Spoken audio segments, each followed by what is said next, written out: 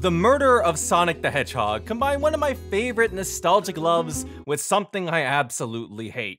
April Fool's Day. So I was a bit skeptical after seeing The Murder of Sonic the Hedgehog, a free murder mystery visual novel released on April Fool's Day. And honestly, I don't have high hopes, given other examples out there. At the very least, I gave it a try, and was gonna make fun of it along the way. But what I got was certainly unexpected. Our story begins with our first day on the job, working on an express train. We meet the conductor, and as it turns out, this is one very special day for him. Alas, today's my last day as a conductor. I'm retiring after 32 wonderful years. That just sounds like a red flag. He's not making it off this train alive. Now, this isn't any old passenger train, but one used for special events. And for today, a murder mystery party featuring some very special, wonderful guests. It's quite the ensemble, from those completely natural to some odd selections given the context. Shadow looks like he's having the time of his life here. Why is he even here? He loves birthday parties, bro. He's a big fan. He doesn't seem like the party goer. Now, full disclaimer, I am absolutely terrible at mysteries, but that doesn't mean I can't enjoy them. I'm coming in here with an experienced mindset, and by that I mean murder mysteries like Umineko and Danganronpa completely ruined me. I can't go into a regular murder mystery without expecting some surprise plot twist on who the killer is. Umineko had me doubting everything I see, and Danganronpa had characters gaslighting me on how many sides an octagon has. Lock it in right now who you think the murderer is. I need to know your vibes. Who are you vibe checking right now as the killer? Tails. Holy shit, bro. That's a lock.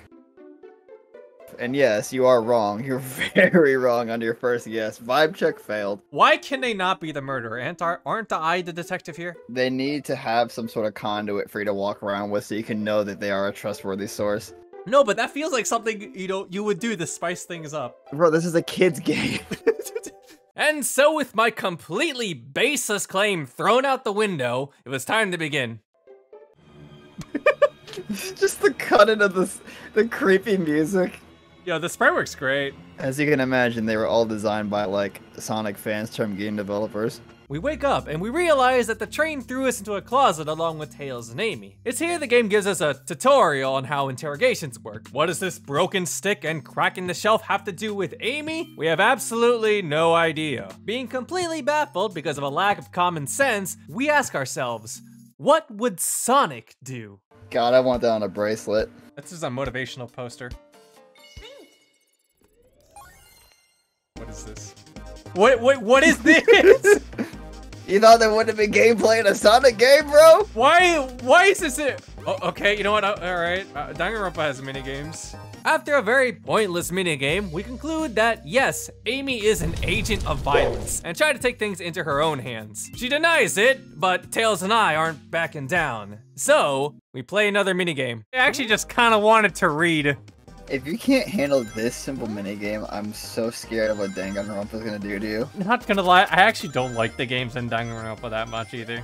I'm fine with the main interrogation, like the main gameplay, but the minigames, I don't know, I'm not a big fan. Can you spell the word knife? Can you spell the word? After making Amy finally confess, Tails fixes her hammer and she breaks us out of the closet, and we soon discover an awful tragedy.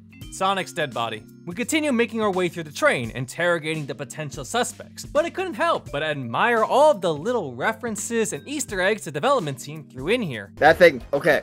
Weird fun fact lore thing. This is not only just like a random sprite they made for this game. This is something during the time of the game's release was actually being sold on a legit website called King Ice.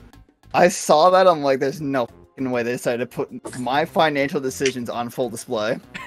At this point, finding Sonic's murderer became less of a priority as we got involved in other questionable activities. And having more people join the call certainly didn't help us get back on track. But I know exactly why you've been locking those doors. Anyone want to respond? It's hard to get a word in. They talk over me. But I'll take that as a benefit, as I was clearly still in denial about who was the killer. We don't need actual proof. Go off of vibe checks only. I still think it's Tails. How could this little boy have blood on his gloves? And that's the mark of a true killer. That's how they get you. The tinier the hat, the higher the bloodlust.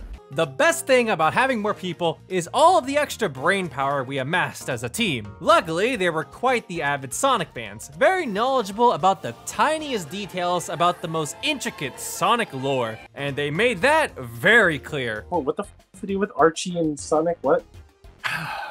Are you okay with me going through the spiel? Yeah, go ahead, I guess. They gave them a little bit more access and freedoms to like. It got weird. I can actually go through some examples.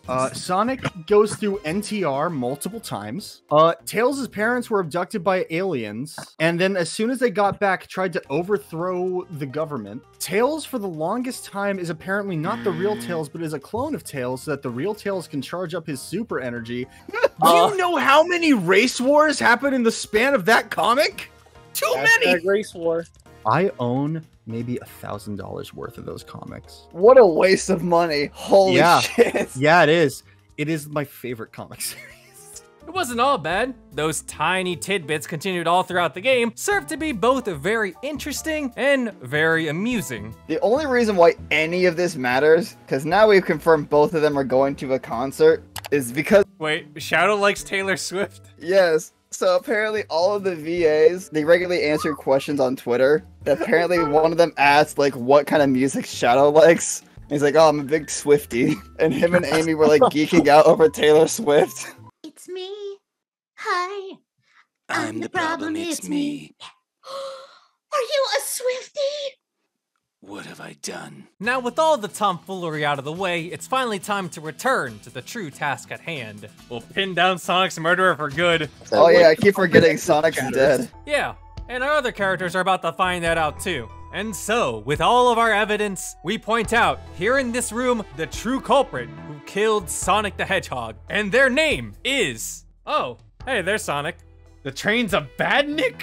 Eggman? That's right! While we were busy fooling around, Eggman is up to no good again. We believe in Sonic, and the only way to defeat this rogue train is to fight against it. That's right, the Sonic running game in which I've hated all this time actually had story purposes beyond being just a simple minigame. I certainly wasn't expecting this, and I was pleasantly surprised. The murder of Sonic the Hedgehog, I went in with no expectations, but playing it together with a couple of friends and seeing all of the great dialogue and cheeky references, I can say I enjoyed playing through this. This game really shows that the Sonic team, specifically fans of Sonic, put everything they love about the series into this game, and I highly encourage you to go check it out for yourself if you're a Sonic fan, if you haven't done so already. And lastly, Amy and violence go together too well.